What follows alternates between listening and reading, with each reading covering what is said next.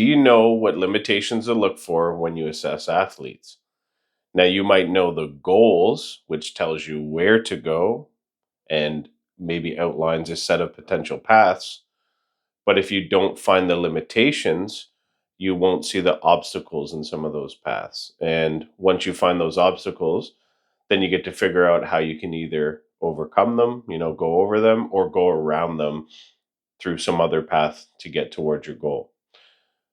So it's very important to figure out the limitations for any athletes you assess or even just for yourself, right? So when I'm assessing for limitations, there's these three general categories that I'm going to look at. So the first one here is medical. So by medical, I'm going to look at things like injury history, surgeries, or any kind of similar interventions, whether they were one time or they're like ongoing things. And the last one would be medications, right? So, for example, I have asthma, and if I don't stick to my medication schedule, it might, change how my performance goes, right? If I can't get oxygen in and, regulate my system through my breathing, then maybe I won't be able to do as much work on some days as I can on other days when I've taken my medication. And so that might play into, as a coach, how I'm going to plan that training. Maybe taking the medication at certain time periods actually becomes part of the training protocol itself. Not that coaches are being prescriptive, but just to have a certain outcome, it has to be tied to when that medication is used, right? So for medicine or medical, I'm going to find those kind of limits, right? So injuries are going to limit my ability to move or produce force.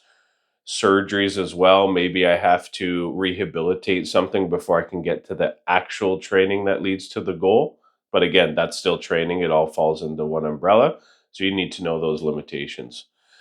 The second thing is falls under this like a movement, limitation umbrella. There's a few things that I like to look for here. First is active range of motion. So by active, I mean the motion produced by the person. Contrast it to passive range of motion, which would be if someone like me moved the athlete or a practitioner, like you might do at physiotherapy. Active range of motion shows me how well you can control your body, and it will obviously pop up any limitations in you being able to move into certain positions that you might need to do for your sport demand, right? So in this case, like strongman, if I can't get my shoulder back into this position where my arm is aligned with the center of my head, then maybe I can't get a down signal on an overhead press. And therefore, I will never win an overhead event. And also, I'll probably hurt myself just trying to overhead press in general. So, those are the kind of things that having people do, or at least report on their active range of motion, is going to help with identifying those limitations. Part of that as well will lead into the second point for movement, which is pain. Does anything hurt? I ask my athletes this a lot, especially when we're in person, right? After each set, did that hurt? Did this hurt? And going on kind of what I know about them, what they've told me. That's why it's important at the start when you're doing an assessment to look at pain, right? So now pain is a scale and it's like, subjective, different between people. You can use an easy, 1 to 10 pain scale just to give you a ballpark in terms of communication. But also, not just pain. You want to know about tenderness. You want to know about swelling. You want to know about movements that people might describe as feeling odd or weird or not normal. So that's the kind of stuff in terms of pain or discomfort that you want to look for in terms of limitations, because you'll have to either work around them or work through them. But if you don't know about them, then you might, as a coach or for yourself, program things that are not appropriate or maybe exacerbate the problem. The other thing with movement that I like to ask for assessments, especially at the beginning, and this might evolve, are likes and dislikes. So, what movements do you like to do? And what movements do you dislike doing? And knowing the answers to both of those questions usually highlights deficiencies, right? So normally we don't like doing movements that we're bad at, and we're usually bad at them because there's some deficit. Now, sometimes you might be really good at a movement and you just don't like it. I find that that seems rarely to be the case. So, but if you don't, say you dislike doing front squats, there's probably an underlying reason. And so that's why I would investigate and ask athletes something like that, right? So, is it because you have discomfort when the bar is on your chest? Or is it because you're actually more posterior chain dominant? So you're weaker on, say with your quadriceps. So you don't like front squats because of that, because you don't get to lift as much weight as you'd like. So going through likes and dislikes in terms of movements or movement patterns can kind of highlight some of that stuff and hopefully, pop out some limitations there in terms of movement. So that's what I look for in movement. The last one here is training environment. So this would be things, first of all, like equipment. Do you have the right equipment?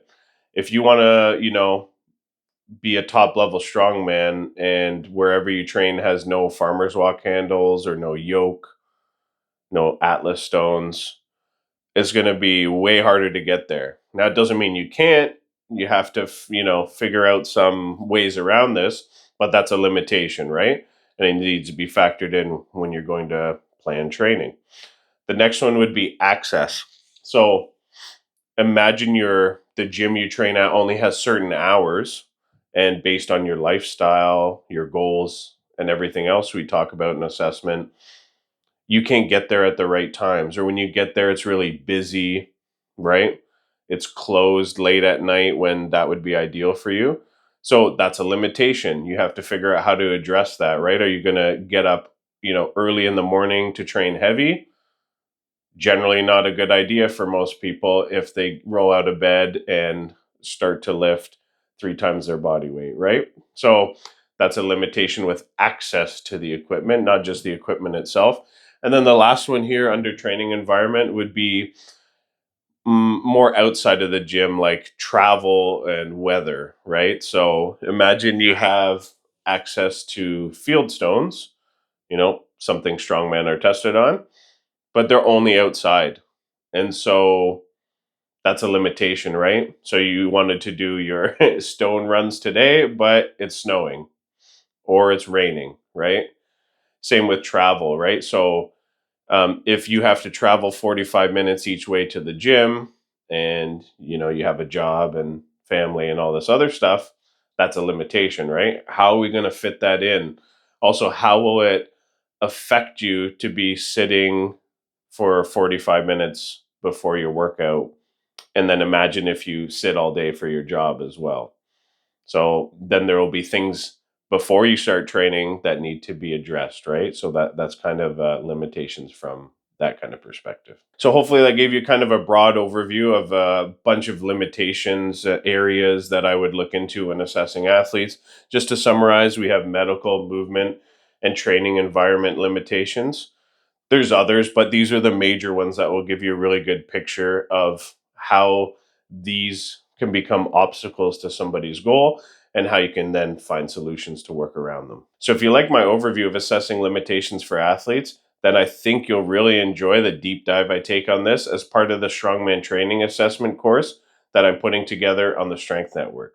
So if that's interesting to you, then head over to the Strength Network, become a member, access this content, and you'll gain all the other benefits that our members enjoy. Thanks for watching. Take care.